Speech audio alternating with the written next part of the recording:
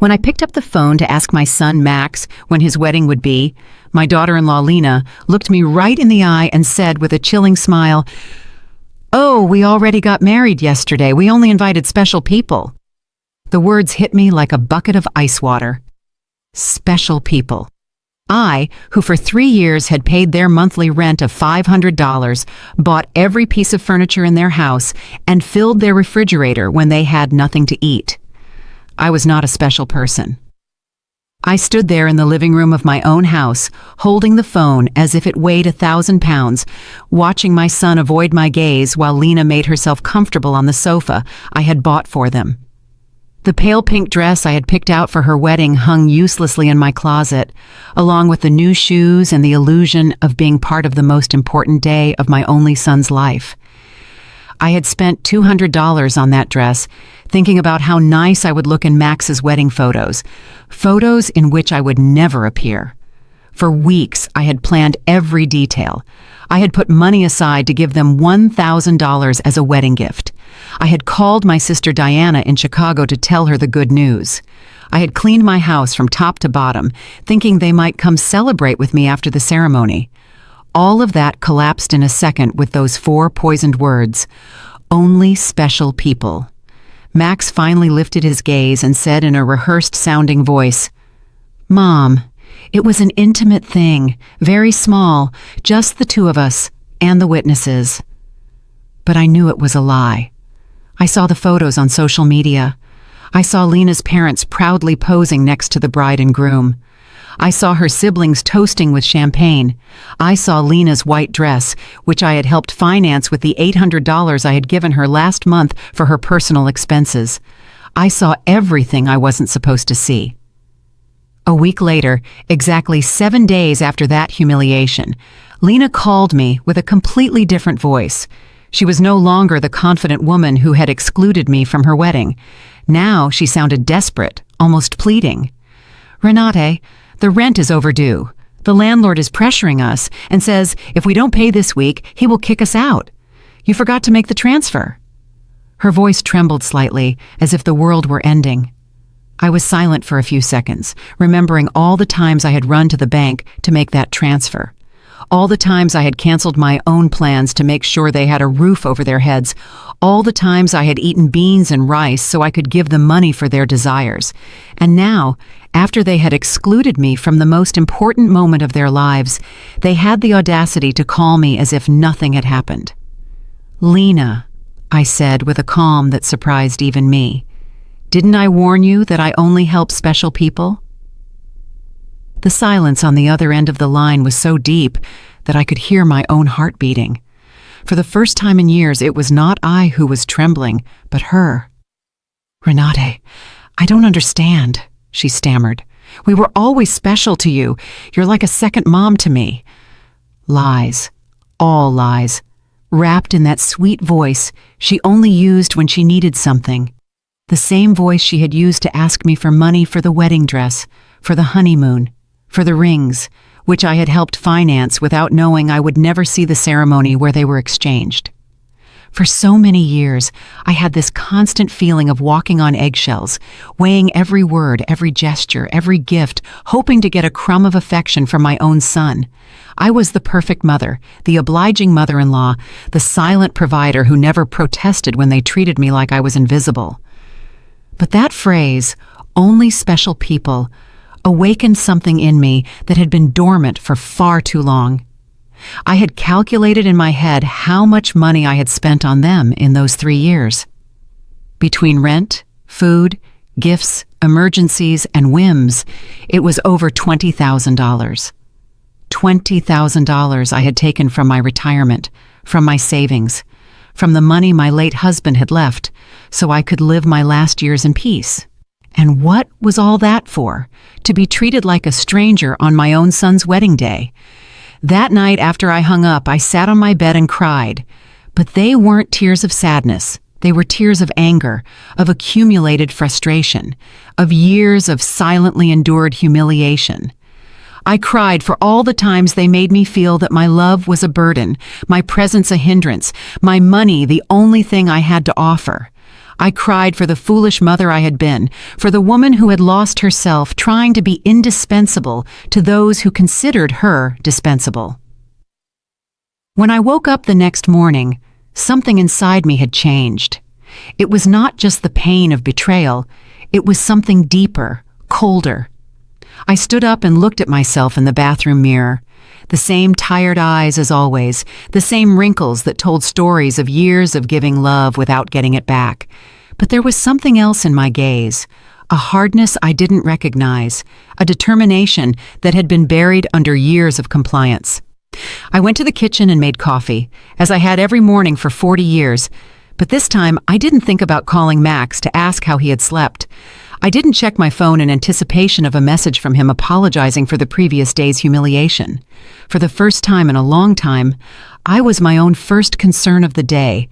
I sat at the table where I had so often planned surprises for them, counted bills for their expenses, and cried silently when they treated me with indifference. Now, this table would be a witness to something completely different. I took out my checkbook, my bank statements, and started to do the math. I wanted to see, in exact numbers, the extent of my own foolishness. Monthly rent of $500 multiplied by 36 months was $18,000. Food and supplies, approximately $200 a month, was another $7,200. Birthday gifts, Christmas gifts, anniversary gifts, at least $3,000. Lena's medical emergencies, $800. The car loan they never paid me back, $2,500. The air conditioner repair in their apartment, $600. The living room furniture, $1,200, $33,400. That was the exact sum of my generosity. $33,400 I had wasted from my husband's inheritance, from my pension, from the savings I had put aside penny by penny for decades of honest work. All that money thrown out the window to keep two adults comfortable who couldn't even pretend to respect me. The phone rang, and I saw Max's name on the screen. Normally, my heart would have pounded as I ran to answer, hoping he would finally apologize and explain that everything had been a misunderstanding. But this time, I let it ring once, twice, 3 times. Finally, it fell silent, and I continued drinking my coffee as if nothing had happened. 10 minutes later, it rang again. This time, it was Lena. I let it ring too. Then a text came from Max. "Mom, please answer. We need to talk." I deleted the message without replying. At 2 o'clock in the afternoon, I decided to go for a walk. I hadn't done that in months without a specific purpose, without an errand related to them. It was always the bank for transfers, the supermarket to buy them something they needed, the pharmacy for Lena's medications. Today, I went for a walk just because I wanted to. I walked past the park where I had often taken Max as a child. I remembered that sweet boy who hugged me tight and said I was the best mom in the world. When had he become this man who treated me like an ATM with feelings? When did I start confusing love with money? When did I start to believe I had to buy my own son's affection? At the bank where I had so often made automatic transfers, I stopped in front of the door. The branch manager, Mr. Klein, saw me through the glass and waved. I had known him for years. He had processed every one of my transfers to Max and Lena. He had watched my account drain month after month to fill theirs. I went inside and walked directly to his office. "Mr. Klein," I told him, "I need to cancel the automatic transfers I have programmed." He looked at me, surprised. For 3 years, these transfers had been as regular as the sunrise. "Are you sure, Mrs. Richter? Did something happen?" His concern was genuine, more genuine than any interest Max had shown in me in recent months. "What happened is that I finally opened my eyes," I replied. "I want to cancel everything, and I also want information on how to protect my accounts. I don't want anyone else to have access to my money." While Mr. Klein processed the cancellations, my phone didn't stop ringing. Max, Lena, Max again. It was as if they had developed radar to detect when their source of income was in danger. I turned the phone off completely. "Mrs. Richter, Mr. Klein said as he handed me the papers. "I apologize for intruding, but in all these years, I have seen you be very generous with your family. I hope you are not being pressured to make these changes." His words touched me deeply. This man, who barely knew me beyond bank transactions, showed more genuine concern for my well-being than my own son. "I'm not being pressured, Mr. Klein.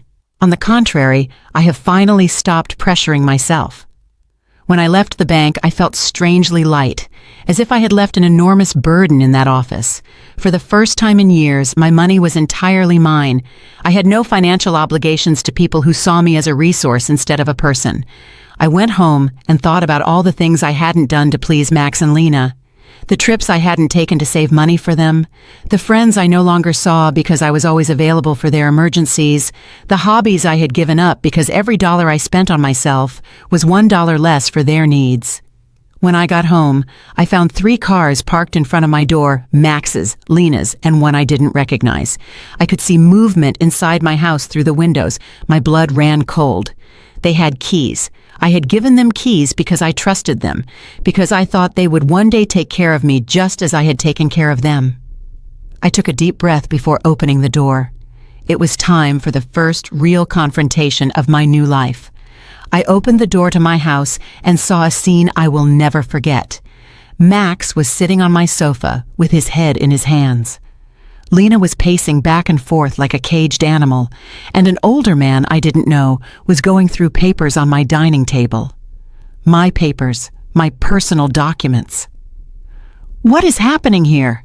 I asked in a voice that sounded louder than I expected. All 3 of them looked at me as if I were the intruder in my own house. Lena was the first to speak, and her voice had that desperate urgency I had already heard on the phone. "Renata, thank God you're here. We need to talk. Mr. Fisher is from the law firm we consulted about your situation." "My situation?" The question came out of my mouth with a calm that surprised me.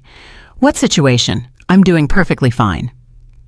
Max finally lifted his head and looked at me with those eyes that once belonged to an innocent child and now only reflected financial panic. "Mom, we went to the bank and they told us you canceled all the transfers. Mr. Klein explained that you also blocked our access to your accounts. We don't understand why you did that." Mr. Fisher, a man in his 50s in a gray suit and a smile that didn't inspire confidence, approached me with an outstretched hand. "Mrs. Richter, I am Dr. Fisher, a family law attorney. Your children are concerned about your mental well-being and have asked me to assess the situation." I didn't shake his hand. Instead, I went directly to my dining table and collected all my documents that he had been reviewing without my permission. "These are my private papers. You have no right to look at them without my consent." "Mom," Max interjected with that condescending voice he had perfected in recent years, "we're worried about you. Your behavior has been very strange lately. First, you financially cut us off without an explanation. Then you don't answer our calls. We think you might need professional help." Lena approached and tried to take my hand with that fake tenderness she reserved for moments when she needed something. "Renate, honey, we know you're under a lot of stress. Maybe the loneliness is affecting you more than you think. At your age, episodes of confusion are normal." The word confusion echoed in my head like an alarm bell. Now I understood why they had brought the lawyer. It wasn't about helping me. It was about declaring me mentally incompetent and taking control of my finances. The same woman who had told me they only invited special people to their wedding was now treating me like a senile old lady. "I am not confused," I said with a firmness that silenced everyone. "I am clearer than I have been in years, and you are going to leave my house right now." Mr. Fisher interjected with that professional voice lawyers use when they want to sound reasonable. "Mrs. Richter, I understand you feel overwhelmed, but your children have a right to intervene if they believe your ability to make financial decisions is impaired. They have documented several concerning behaviors." Concerning behaviors. The laugh that came from my throat was hoarse, almost cruel. Like what? Deciding that my money belongs to me? Deciding to no longer finance the lives of 2 adults who treat me like trash? Lena jumped up as if I had slapped her. "We never treated you badly. You are part of our family. Everything you have will belong to us one day anyway. We are just speeding up the process." There was the naked, unvarnished truth. Everything I had would one day belong to them. In their minds, I was already dead and they were just collecting their inheritance in advance. It didn't matter if I had 70 years or 70 days left. To them, I was just an ATM with legs that had become problematic. "Out," I said, pointing to the door. "All three of you get out of my house." Max stood up with that angry, childlike face he made when he didn't get his way. "Mom, we can't just leave. We have obligations. The rent, the car payments, the credit card you co-signed for. You can't just cut us off from one day to the next." "I can't?" My voice rose for the first time in the entire conversation. "Who says I can't? For years I have paid rent that wasn't even in my name. I filled a refrigerator in a house where I was not welcome. I financed a life that clearly had no place for me." Mr. Fisher took a folder from his briefcase and placed it on my table. "Mrs. Richter, we have prepared some documents that could facilitate this transition. A power of attorney that would allow Max and Lena to manage your finances more efficiently. This would just be temporary until you feel better." I took the folder and, without even opening it, threw it directly into the trash can. "The only transition that is going to happen here is yours to the front door." Lena started to cry, but they weren't tears of sadness. They were tears of frustration, of contained rage. "You can't do this to us, Renate. We were counting on you. We made plans based on your support. We bought things. We took on financial obligations because we knew we could count on you." "Obligations based on my money," I replied. "Not on my well-being, not on my happiness, not on my company, just on my money. And now that I have decided that my money is better used in my own life, I am suddenly a confused old woman who needs legal guardianship?" Max tried to approach me, but I took a step back. He was no longer the boy who ran into my arms when he had nightmares. He was a 35-year-old man who saw his mother as an obstacle between himself and a comfortable life financed by others. "Mom, we made mistakes," he said in a voice that was supposed to sound remorseful. "The wedding was a misunderstanding. Lena was nervous. I was under pressure. We can fix this if you just become reasonable again." Reasonable. The word tasted bitter in my mouth. Being reasonable means continuing to pay for your life while you treat me like a stranger.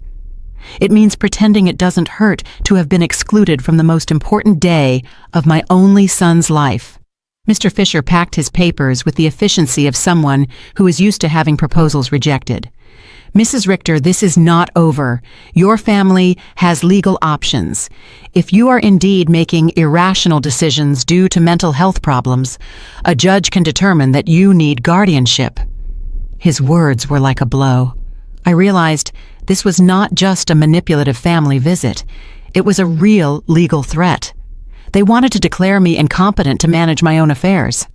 "Mr. Fisher," I said, looking him directly in the eyes, "I suggest you do your research thoroughly before you threaten a 71-year-old woman who has managed her finances flawlessly for 40 years, who raised her son alone after the death of her husband, who ran a household and worked honorably until retirement, and who until last week financially supported two completely capable adults."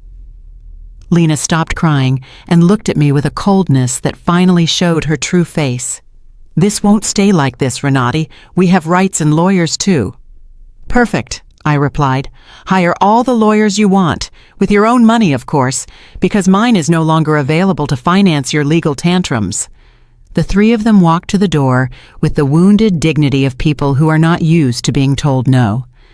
Before he went out, Max turned to me one last time.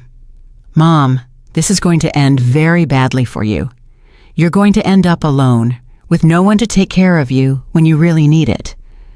"Max," I said with deep sadness, but also with crystalline clarity, "I am already alone.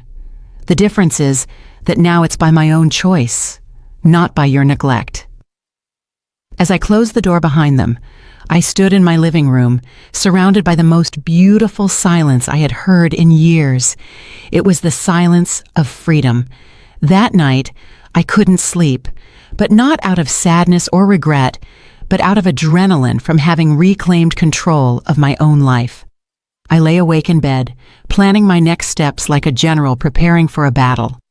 If Max and Lena wanted to fight, I would give them a war, but it would be a war I would fight with intelligence, not with emotion. At 6 o'clock in the morning, I was already dressed and ready to go. My first stop was the office of attorney Mr. Weber, a man I had met years ago when I was handling my husband's will. Unlike Mr. Fisher, whom Max and Lena had brought, Mr. Weber had an impeccable reputation and specialized in protecting the rights of the elderly. "Mrs. Richter," he told me as I explained the situation, "what your children tried to do yesterday is more common than you think. It's called elder financial abuse, and it's a federal crime. The fact that they entered your house without permission and reviewed your private documents also constitutes a violation." His words both calmed and worried me. They calmed me because they confirmed I wasn't crazy, that what had happened was truly abusive. They worried me because I realized the situation was more serious than I had thought. "We have to document everything," Mr. Weber continued. "Every transfer, every gift, every time they pressured you for money. We will also change your will to protect your assets from future manipulation attempts." We spent 3 hours reviewing my financial records. Mr. Weber whistled when he saw the total sum: $33,400 in 3 years. "Mrs. Richter, with this money, you could have lived comfortably, traveled, and enjoyed your retirement. Instead, you completely financed the lives of 2 adults who didn't even respect you enough to invite you to their wedding." When I left Mr. Weber's office, I had a complete plan. First, I would change all the locks on my house. Second, I would install a security system with cameras to protect myself from future surprise visits. Third, I would open a new bank account at a different bank where they had no contact. And fourth, I would start living the life I had postponed for years. My next stop was the hardware store. The owner, Mr. Summer, had known me for years because I was always buying things to fix Max and Lena's apartment. This time was different. "Mrs. Richter, what brings you here today? Another emergency with your son?" he asked with the familiarity of a person who had silently witnessed my wasted generosity. "No, Mr. Summer. This time it's for my own house. I need to change all the locks, and I want them to be of the best quality." He looked at me, surprised, but asked no questions. While I was choosing the locks, his son Ethan, who installed security systems, came by. It was Providence in action. "Ethan," I told him, "I also need to install surveillance cameras, the complete system. The price is not an issue." While they were preparing everything for the installation the next day, I received a call from an unknown number. It was Lena calling from someone else's phone because I had blocked her number after the previous day's confrontation. "Renate, it's Lena. Please don't hang up. We need to talk like civilized adults." "Speak," I said dryly. "Listen, I understand you're upset about the wedding. It was a mistake. Max and I have talked about it, and we want to make it up to you. How about we have a special dinner to celebrate our wedding with you? We can do it at your house, cook together like we used to." The manipulation in her words was so obvious that I almost had to laugh. "Lena, how much rent do you owe exactly?" The silence on the other end confirmed that I had hit a nerve. Well, it's 2 months, $1,000 total. But I'm not just calling for that, Renate. We really miss you in our lives." "Do you miss me or my money?" I asked directly. "Both," she replied with a surprising honesty. "Renate, I won't lie to you. Yes, we need your financial help, but we love you too. You're important to us." "If I'm so important," I said, "why wasn't I important enough to be at your wedding? Why am I not important enough to get a call that doesn't ask for money? When was the last time you called me just to ask how I was doing?" Another silence. We both knew the answer. Never.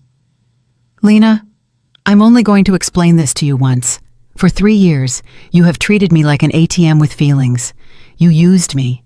You ignored me, you humiliated me, and finally, you insulted me in the worst possible way. Now that the money is running out, you suddenly discover you love me." "Renat, please." I cut her off. "There is no please. You made your choice when you decided I wasn't special enough to be at your wedding. Now I'm making mine." I hung up and turned the phone off completely. I didn't want any more interruptions on my day of liberation. That afternoon, I went to the beauty salon I hadn't been to in over a year. I always canceled my appointments because Max or Lena needed something urgent, or because the money I had set aside for myself became an emergency for them. "Mrs. Richter?" my favorite hairstylist Cynthia called out. "What a surprise! I thought you had forgotten us." "I didn't forget you, Cynthia. I just forgot that I also deserve to be pampered." I treated myself to the full treatment: cut, color, manicure, pedicure. For the first time in years, I spent money on myself without feeling guilty. While Cynthia worked on my hair, she told me about her life, her children, her dreams. It was refreshing to have a conversation that didn't revolve around Max and Lena's needs. "You look beautiful, Mrs. Richter," she said when she was done. "But more than that, you look free. Did something good happen?" "Yes, Cynthia. I finally learned to say no." When I got home that afternoon, there was a car in front of my door that I didn't recognize. My heart raced for a moment, thinking Max and Lena might have come back with reinforcements. But as I got closer, I saw an older woman sitting on the steps of my porch. "Mrs. Richter?" she asked as I got out of the car. "Yes, that's me. Can I help you?" "I'm Eleanor Brooks. I live next door. We've been neighbors for years, but we've never had a chance to talk. Yesterday I heard very loud voices in your house, and I got worried. Is everything okay?" Her sincere concern touched me deeply. Here was a stranger who showed more interest in my well-being than my own son. "Come in, Mrs. Brooks. I'll make you a coffee, and I'll tell you a story you won't believe." While I was making coffee, I told her the whole situation. Eleanor listened without interrupting, nodding occasionally, and when I finished my story, her eyes were filled with tears. "Mrs. Richter," she said, "you did the right thing. I went through something similar with my daughter 5 years ago. I also thought it was my duty to finance her adult life. I also believed they wouldn't love me if I didn't give them money. What happened? I cut off the money when I realized they only called me when they needed something. At first it was terrible. They threatened me, emotionally blackmailed me, tried to make me feel guilty. But after 6 months, my daughter called to genuinely apologize. Now we have a real relationship based on love, not on money." Her words gave me hope and confirmed that I had made the right decision. "Do you think Max and Lena will understand one day?" "Maybe yes, maybe no," she answered honestly. "But that's no longer your responsibility, Mrs. Richter. Your responsibility now is to live your own life." That night, for the first time in 3 years, I went to bed without worrying about whether Max and Lena had money for rent, for food, for their whims. I went to bed thinking about myself, my plans, my future, and I slept better than I had in years. The next day, Ethan and Mr. Summer came at 8 in the morning to change the locks and install the security system. While they worked, my phone didn't stop ringing from unknown numbers. Lena was still trying to contact me from different phones, but I had developed a new skill, completely ignoring calls that didn't suit me. "Mrs. Richter," Ethan said as he installed the cameras, "this system will give you absolute peace of mind. You can see from your phone who is coming to your house, even when you're not here. And if someone breaks in without permission, an alert is automatically sent to the police." The irony was not lost on me. I was installing a security system to protect myself from my own son, but it didn't hurt as much as it used to. It was simply a practical measure to maintain my newfound peace. While they were working, I decided to do something I hadn't done in years: call my sister, Diana, in Chicago. We had lost touch because every time we talked, I would tell her about Max and Lena's successes, about how much money I had spent on them, about how proud I was to be able to help them. I now realized that our conversations had become financial reports disguised as family news. "Renate," Diana answered, surprised. "Sister, how are you? We haven't spoken in months." "I'm good, Diana. Better than good. I'm calling you to tell you that I've finally come to my senses. I told her the whole story from the beginning, the secret wedding, the humiliation, the visit with the lawyer, my decision to cut off the funding. Diana listened to me in silence, and when I was done, her answer surprised me. Renate, sister, it was about time. Every time we spoke, it broke my heart to hear you brag about how much money you gave them, as if love could be measured in dollars. I wanted to tell you something, but I didn't know how. What did you want to tell me? That Max never spoke lovingly about you when I saw him at family gatherings. It was always, my mom helped me with this, or my mom bought me that, but never, I miss my mom, or I love my mom. It was as if you were a service provider, not a person. Her words hurt, but it was a necessary pain, like when a doctor cleans an infected wound. It hurts, but it's part of the healing. You know what else I noticed? Diana continued. Lena always spoke about you in the future tense. When Renate is no longer here, we can remodel her house, or when we inherit, we will invest in the business, as if they were waiting for you to die to really live. This revelation hit me like a bucket of ice water. They didn't just see me as an ATM, they saw me as a temporary obstacle between them and their money. While I was trying to make them happy, they were planning their future without me. After talking with Diana, I sat in my kitchen, processing all this information. Years of marriage to a man who truly loved me, 35 years of raising my son alone after my husband's death, and 3 years of financing 2 adults who saw me as a $100,000 obstacle. The doorbell rang, and on the new cameras, I saw it was Eleanor, with a mug in her hands. I opened the door, and she handed me a fresh brewed coffee. I thought you might need some company after everything you told me yesterday, she said, with that sincere smile I had already come to appreciate. We sat in my living room, and Eleanor told me more details from her own experience. My daughter said the exact same thing to me that Lena says to you. You're like a second mom to me. We're special to you. Everything will be ours one day anyway. Those are rehearsed phrases, Mrs. Richter. They learn them from the Emotional Manipulation Handbook. Do you think such a handbook exists? I asked half-jokingly. Not officially, but it seems everyone reads from the same book. Chapter 1 is Make Her Feel Indispensable. Chapter 2 is Create Constant Financial Emergencies. Chapter 3 is When She Resists, Question Her Mental Health. We laughed, but it was a bitter laugh. It was both funny and tragic to recognize such predictable patterns in our own children's behavior. Did you ever feel guilty for cutting off the money? I asked Eleanor. Every single day for the first 3 months, she answered honestly. But then I started to see the results. My daughter had to get a second job. Her husband stopped playing golf every weekend and started looking for extra work. They learned to live within their means, and more importantly, they learned that I was a person, not a resource. That afternoon, I decided to do something I had postponed for years: visit my husband's grave. I always made excuses not to go because Max or Lena needed something urgent, or because the taxi fare was better invested in one of their emergencies. The cemetery was quiet and beautiful. Robert's grave looked a bit neglected because I hadn't been there to clean it in months. I sat on the grass next to his headstone and talked to him as if he were alive.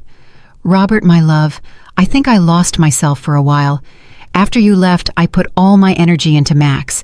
I wanted to be the best mother in the world, thinking somehow he would grow up without a father. But I think in the process, I forgot to be myself. The wind blew gently, and for a moment, I felt like he was listening to me. Our son has become someone I don't recognize. Or maybe he was always like this and I didn't want to see it.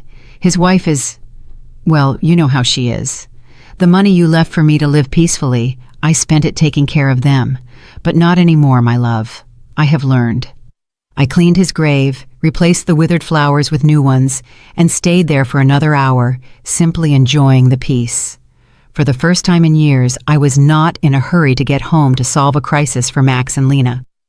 When I got home, there were 3 cars parked in front of my door again. My heart raced, but this time I was prepared. The cameras showed me that it was Max, Lena, and two other people I didn't recognize. Everyone seemed agitated, talking to each other and pointing at my house. I didn't get out of the car. Instead, I called Mr. Weber, my lawyer. "Mr. Weber, they are at my house again. This time they've brought more people. What should I do?" "Don't get out of the car, Mrs. Richter. I'll be there right away and I'll call the police. After our conversation yesterday, I requested a temporary restraining order. They are not allowed to be on your property."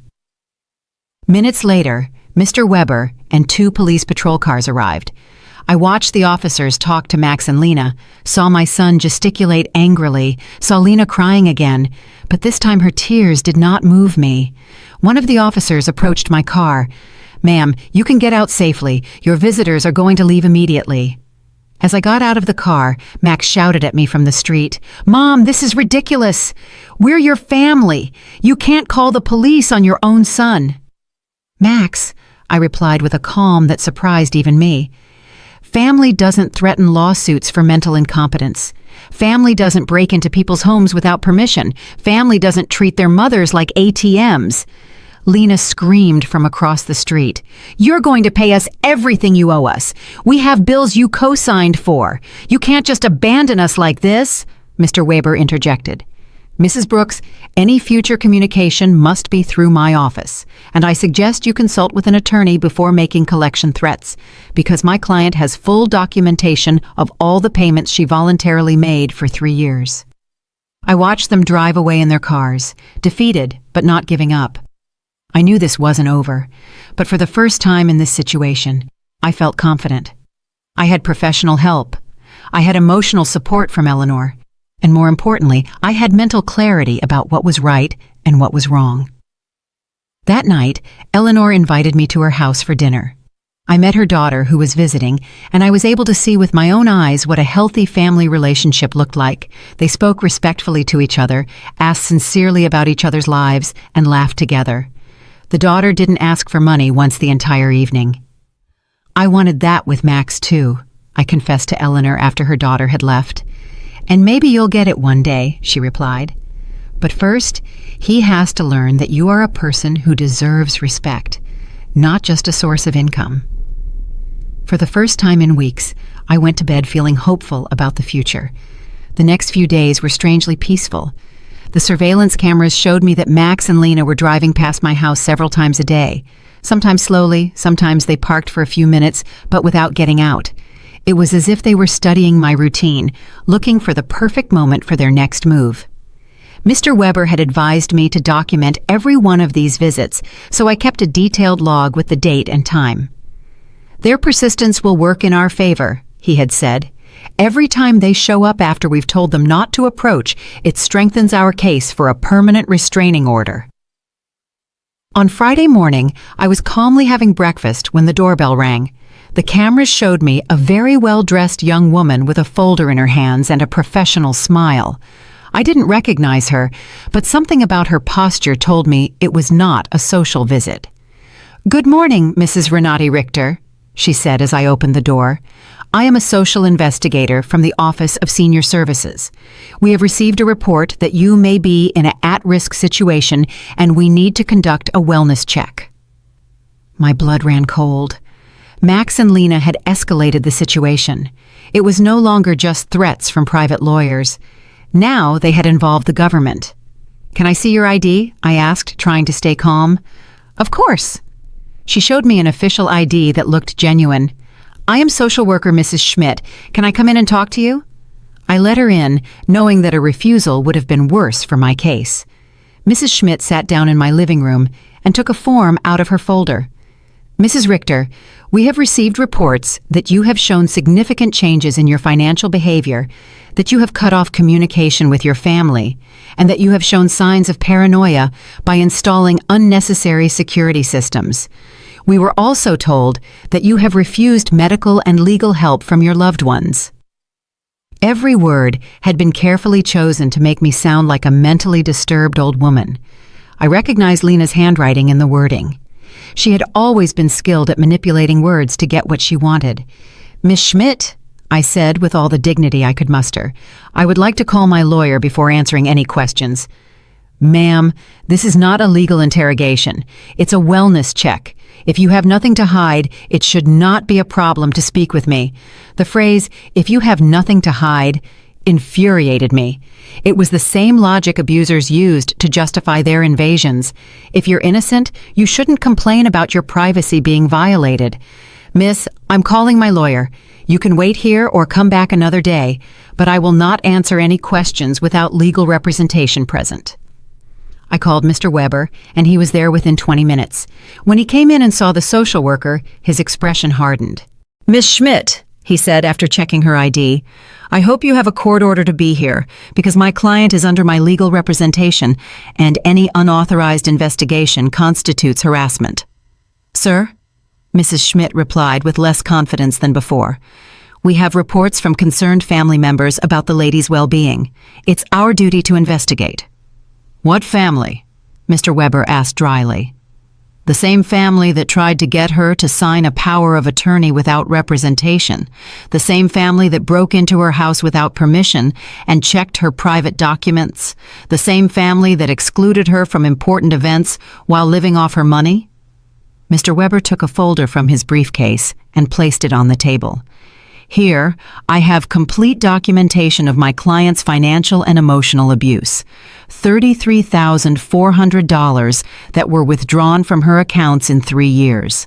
Systematic social exclusion and emotional blackmail. If someone needs to be investigated here, it is not my client." Mrs. Schmidt reviewed the documents with growing discomfort. It was obvious that the information she had been given did not match the reality she had in front of her. "Mrs. Richter," she said finally, "can you explain to me why you so abruptly stopped financial support for your son?" "Because I finally discovered they were using me," I replied simply. "Because I realized that to them, I wasn't a mother, but a bank account. Because I was tired of financing the lives of people who saw me as an obstacle." "But don't you feel it's your responsibility to help your family?" The question outraged me.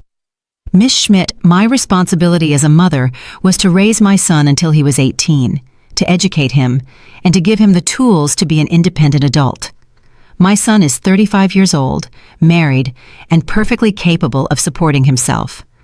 Financing his adult life is not my responsibility. It is my choice, and I have chosen not to do so anymore."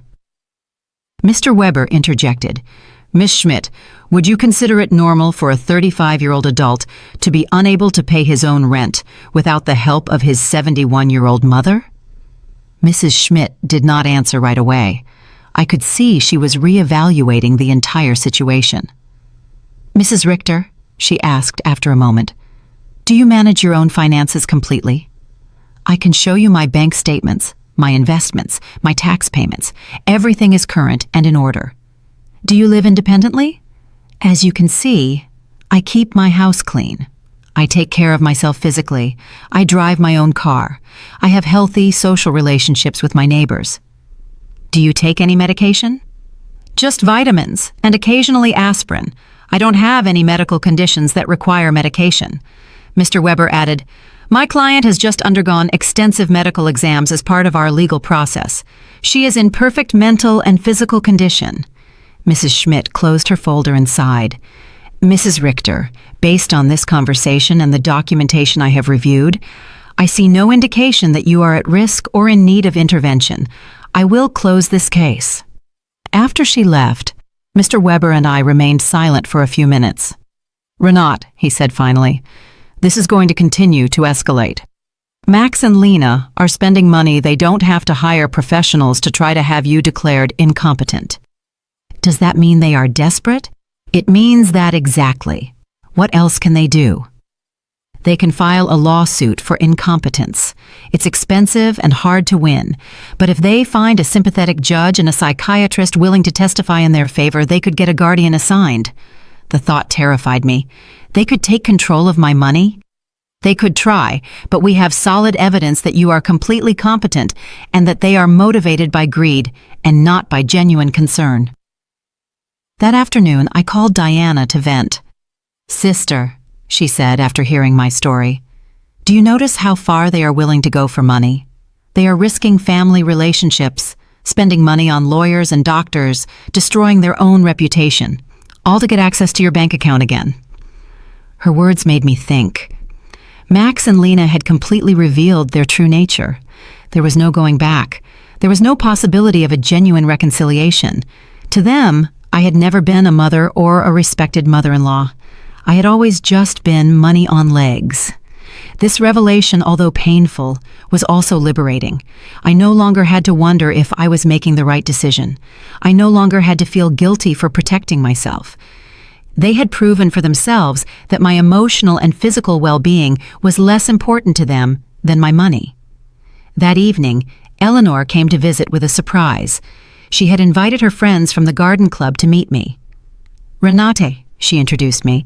"These are my friends Cynthia, who you already know from the salon, Maria, Carmen, and Elfrida. We have all been through similar situations with abusive family members." We spent the evening sharing stories. Maria had had to set boundaries with a brother who constantly asked her for money. Carmen had cut off her relationship with a daughter who only visited when she needed money. Elfrida had had to change her will after she found out her grandchildren considered her their retirement plan. "What hurts me the most," I confessed, "is not losing the money I gave them, but realizing that I never had the love I thought I had." "Renate," Elfrida said with the wisdom of her 80 years, "true love cannot be bought or sold. If you had to pay for it, it was never real." Her words were balm for my wounded soul. She was right. I had bought attention, not love. I had financed an illusion. "You know what I've discovered?" I said to my new friends. "That loneliness, surrounded by people who don't love you, is worse than being lonely on your own. At least now, when I am alone, I am in good company." Everyone laughed, and we toasted to our newfound wisdom. That night, after my new friends had left, I sat in my garden, thinking. The stars shone brighter than ever, or perhaps I was seeing them with clearer eyes. For the first time in my adult life, I was completely alone financially. I had no dependents, no financial obligations to anyone but myself. And instead of scaring me, this reality excited me. I could travel when I wanted. I could remodel my house. I could buy myself nice clothes. I could donate to charities that were important to me. I could invest in my own future instead of financing the present of ungrateful people. Freedom tasted like hope, and for the first time in years, I wanted to plan my future. A month after the psychiatrist's visit, I thought I had finally won the war. I had settled into a beautiful routine. I calmly had breakfast and read the newspaper. I tended to my garden, had lunch with Eleanor or one of my new friends, and in the afternoons, I devoted myself to activities I had given up for years. I had started painting again, something I was passionate about before I became Max and Lena's personal financier. But on a Thursday morning, while I was painting flowers on my new easel, Mr. Weber came to my house with a grim expression that made my blood run cold. "Renate, we need to talk. Max and Lena have filed a formal lawsuit for mental incompetence in family court. They are requesting to have a legal guardian assigned to you." The words fell on me like stones. I knew it was a possibility, but hearing it out loud made it terrifyingly real. "Does that mean they can take control of my money?" "If a judge determines that you are unable to manage your affairs, yes, he could place Max as your legal guardian, which would give him full control over your finances." I sat down heavily on my sofa, feeling the weight of the deepest betrayal I had experienced in my life. My own son was trying to legally declare me incompetent to steal my money. "Mr. Weber, what evidence could they have? You yourself have seen that I am completely competent." "They have statements from 3 witnesses who claim you have behaved erratically. They also submitted unpaid doctor's bills that you supposedly didn't pay, and medications that you supposedly hoarded without taking them." "But that's a lie. I don't have any outstanding doctor's bills or hoarded medications." "I know, Renate, but they have fabricated convincing evidence. They also have the statement from Dr. Lehman, who states that you refused to cooperate with a psychiatric evaluation, which they interpret as proof of mental decline." The manipulation was diabolical. They had turned my refusal to undergo an unnecessary exam into proof of a mental illness. They had used my instinct to protect myself from them as proof that I needed protection. "Who are the 3 witnesses?" Mr. Weber looked through his documents. Lena, of course, a neighbor named Mr. Davis, and someone who claims to be your pharmacist, Mr. Green. Mr. Davis was the neighbor across the street, an unpleasant man who had always had problems with me because my friends sometimes parked in front of his house. Mr. Green was indeed my pharmacist, but I didn't understand what he could have against me. I need to talk to Mr. Green, I told Mr. Weber. Something's not right. We went to the pharmacy together that afternoon. Mr. Green received me, surprised and nervous. Mrs. Richter, it's good to see you. How are you? Mr. Green, I was told you signed a statement saying I show erratic behavior with my medications. His face turned red as a tomato. Mrs. Richter, your daughter-in-law came in a few weeks ago and asked about your medications. She said she was worried because you were acting strangely. And what did you tell her? I explained to her that you only buy vitamins and occasional aspirin, that you don't have any regular medical prescriptions, but she insisted that this was proof that you weren't taking adequate care of your health. Mr. Weber interjected. Mr. Green, did you sign a paper? She brought a document that said I was confirming that Mrs. Richter had irregular medication purchases. I thought it was for her health insurance or something. I didn't know it was for a lawsuit. My own pharmacist had been tricked into signing something he didn't fully understand. Lena's manipulation knew no bounds. Mr. Green, I said, I need you to write a statement explaining exactly what happened and clarifying that I have no problems with medications. Of course, Mrs. Richter, I am terribly sorry for this misunderstanding. After the pharmacy, we went to confront Mr. Davis. When we knocked on his door, he received us with obvious hostility. What do you want, Mr. Davis? Mr. Weber said. I understand you signed a statement about my client's behavior. And you're right, I did. That woman is crazy. She's been acting strange for weeks. Can you be more specific about the behaviors you observed? Installing cameras as if she lived in a war zone, having strangers visit all the time, yelling at her family in the street. I realized Mr. Davis had taken everything out of context. The cameras had been installed for protection. The strangers were my new friends. The yelling was me defending my house from Max and Lena's invasions. Mr. Davis, I said, do you know why I installed the cameras? No, and I don't care.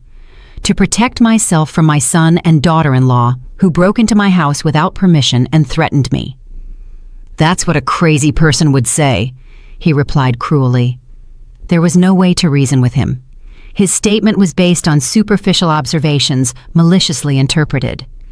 That evening, Mr. Weber and I sat down to plan our defense. Renate, we need our own psychiatric evaluation. I have a colleague, Dr. Moore, who is an expert in assessing mental capacity. She can officially confirm that you are completely competent. What if Max and Lena have bribed the judge? What if none of this matters because they have already decided to declare me incompetent? Renate, the legal system is not perfect, but it's not completely corrupt either. We have solid evidence of your mental competence and their financial motivations. We are going to fight this. The next day, I went to my appointment with Dr. Moore. She was a woman in her 50s with kind but astute eyes. Mrs. Richter, I'm going to ask you a series of questions and tests to assess your mental capacity. Take your time and answer honestly. For 2 hours, she asked me questions about my memory, my reasoning ability, my financial understanding, my emotional health. She also gave me cognitive tests and asked me to solve mathematical and logical problems. Mrs. Richter, she said at the end, your results are well above average for your age. You are not only mentally competent, but your cognitive function is excellent. Doctor, why do you think my family is doing this? Based on what you've told me and the documents I've reviewed, this seems to be a classic case of elder financial exploitation. Unfortunately, it's more common than people think. I left the consultation feeling validated, but also sad. The professional confirmation of my mental health was a relief, but it also confirmed that the lawsuit was real and necessary. That afternoon, Eleanor organized an emergency meeting with all our friends from the garden club. When I told them about the incompetence lawsuit, everyone was outraged. Renate, Maria said, we will testify in your favor. We have been with you for weeks, and anyone can see that you are doing great. Better than great, Cynthia added. You are clearer and stronger than many 40-year-old women I know." Elfrida, with her 80-year-old wisdom, took my hands. "Renate, my dear, what your children are doing is nothing new. For generations, greedy children have tried to declare their parents insane to get their money. But you have something many of these victims didn't have: documentation, legal support, and friends who can testify for you." Her words gave me hope. I was not alone in this fight. I had an army of strong women who had witnessed my transformation firsthand. "You know what the saddest thing about all this is?" I said. "That Max and Lena are willing to destroy any future possibility of reconciliation for money. Even if I were willing to forgive everything so far, there's no going back from this." "And maybe that's for the best," Cynthia replied. "At least now you know exactly who they are and you can act accordingly." That night, for the first time since this nightmare began, I really cried. Not out of sadness, but out of grief. I said my final goodbye to the son I thought I had, to the dream of a loving family, to the illusion that unconditional love was reciprocated.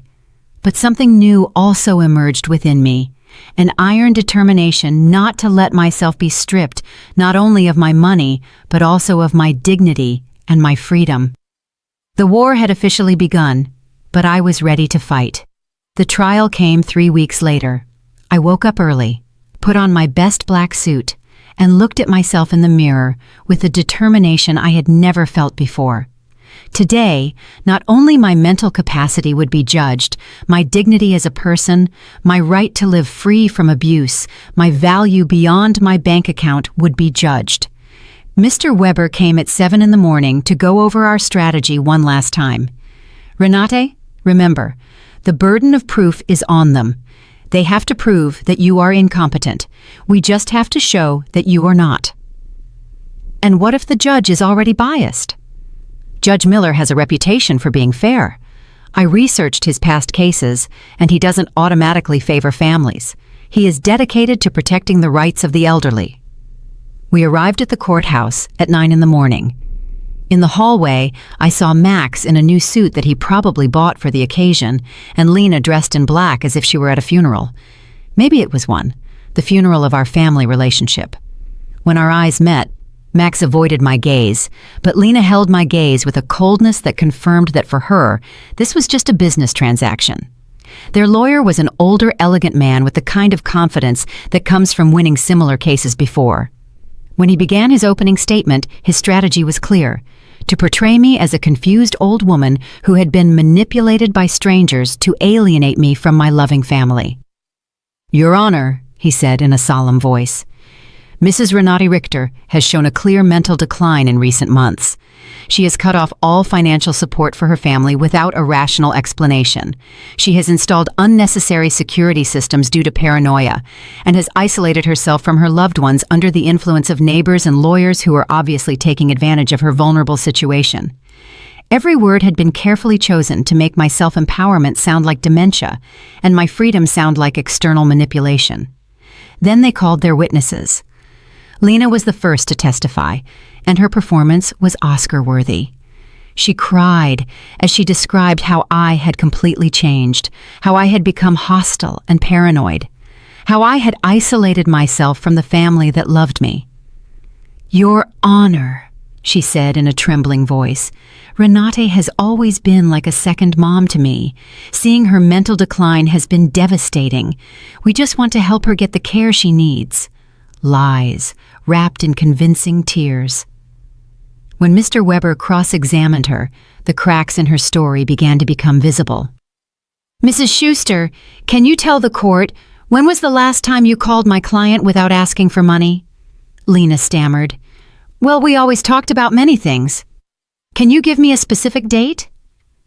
"I don't remember exact dates." "Is it true that you and your husband got married without inviting my client?" "It was a very small ceremony."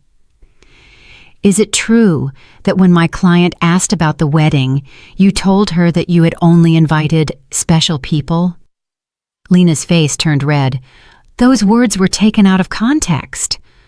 What would be the right context to tell your mother-in-law that she is not a special person?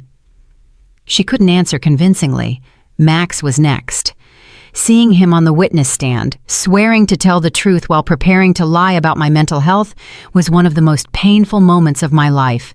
This was the boy I had raised alone, the one I had dedicated my entire life to. My mom has always been very generous with us, he testified. But lately, she has become erratic and irrational. We believe she is being manipulated by people who are taking advantage of her. When Mr. Weber cross-examined him, the mask fell completely. Mr. Richter, how much money have you received from your mother in the last 3 years? I don't know the exact amount. Does $33,400 sound about right? Maybe. She's always been generous. And how many times have you visited your mother without asking her for money? The silence was deafening. Is it true that you and your wife broke into my client's house without permission and checked her private documents? We were worried about her. Is it true that you brought a lawyer to pressure her into signing a power of attorney? We wanted to help her manage her finances. Do you, at 35 years old, need the help of your 71-year-old mother to pay your rent? Max couldn't answer with dignity. Mr. Davis testified about my supposed erratic behaviors, but when Mr. Weber asked him for details, he admitted that he had never spoken to me directly and that all his information was based on superficial observations. Dr. Lehman testified that my refusal to undergo an evaluation was proof of mental decline. But Mr. Weber submitted the documentation of our evaluation with Dr. Moore, which completely refuted his conclusions. Then it was our turn. Mr. Weber first called Mr. Green, my pharmacist, who explained how he had been tricked into signing a statement that distorted my medication buying habits. Dr. Moore testified about my excellent mental state and presented the results of the cognitive tests, which had been flawless. Mr. Summer from the hardware store testified about my mental competence and explained that my decisions to cancel automatic transfers were completely rational and had been processed correctly. Eleanor and my friends from the garden club testified about my clarity, my newfound vitality, and my ability to maintain healthy social relationships. Finally, it was my turn to testify. I stood up with dignity and walked to the witness stand, feeling the weight of 71 years of experience, of wisdom gained through pain, of strength discovered in adversity. Mr. Weber guided me through my testimony, letting me tell my whole story. The $33,400 spent in 3 years, the humiliation of being excluded from the wedding, the constant emotional manipulation, the violation of my privacy, the legal threats. Mrs. Richter, Mr. Weber finally asked, why did you decide to stop financial support for your son and daughter-in-law? Because I finally understood that what I was getting from them was not love, I replied in a clear, loud voice. It was a commercial transaction disguised as a family relationship. My money was welcome, but I, as a person, was not. Do you regret your decision? I only regret that it took me so long to make it. Max's lawyer tried to make me appear confused during his cross-examination, but I answered every one of his questions with clarity and precision. When he tried to imply that my new friendships had manipulated me, I explained to him that for the first time in years, I had relationships based on mutual respect and not on financial interest. In his closing argument, Max's lawyer insisted that I was a victim of external manipulation. Mr. Weber's rebuttal was devastating. Your Honor, what we have seen here is not the case of an incompetent old woman, but that of a woman who has finally found the strength to free herself from years of financial and emotional abuse. The plaintiffs have presented no real medical evidence of mental incompetence. What they have presented is frustration, because their source of income has decided to exercise her legal and moral right to protect her own resources. Judge Miller retired to deliberate for 2 hours that felt like 2 years. When he came back, his expression was serious but clear. After reviewing all the evidence presented, he began, "it is obvious to this court that Mrs. Renate Richter is in full possession of her mental faculties. Professional psychiatric evaluations confirm her cognitive competence. Her financial decisions, as painful as they may be for her family, are completely rational and within her rights." My heart began to beat faster. "Furthermore," the judge continued, "the evidence suggests that this lawsuit is motivated by financial interest rather than by genuine concern for Mrs. Richter's well-being. The court completely denies the request for guardianship." I had won. I had not only won the lawsuit, but also my freedom, my dignity, my right to live free from the abuse of those who supposedly loved me. When we left the courthouse, I saw Max and Lena talking angrily with their lawyer. Lena gave me a look of pure hatred before she walked away. Max looked at me one last time, and for a second, I saw something that could have been regret, but it was already too late. That night, Eleanor organized a celebration at my house with all our friends. We toasted to justice, to freedom, to the sisterhood of strong women who support each other. "Renata," Elfrida told me, "today you didn't just win a trial, you won back your life." She was right. For the first time in years, the future was completely mine. I could travel, I could love, I could create. I could live without fear, without guilt, without manipulation. 3 months later, I sold my house and moved to a beautiful apartment near the city center. I donated half of my money to organizations that protect the elderly from family abuse. With the other half, I began to live the life I had always wanted. I traveled through Europe, took art classes, and joined volunteer groups. I never heard from Max and Lena again. I heard from others that they had to move to a smaller apartment and that Lena had found a job for the first time in years. Perhaps the adversity would teach them what my generosity never could, the value of honest work and independence. Some nights, when I look at the stars from my new balcony, I think about the woman I was a year ago, fearful, manipulated, believing I had to buy love. That woman is dead, and in her place, someone has been born who has understood a fundamental truth. True love never has a price, and freedom is never too expensive. My name is Renate. I am 72 years old, and I have finally learned that the most important person I have to love and protect is myself. If you liked my story, you can support me by making a donation so I can write more stories. Thank you in advance. And you, what would you do in this person's place? I would love to hear your opinion, so please share it with me in the comments. I'm always curious about what you all think. And also write me where you heard this story. For more life stories like this, like the video, and subscribe to my channel. There are many other stories waiting for you. With heartfelt greetings until next time, M.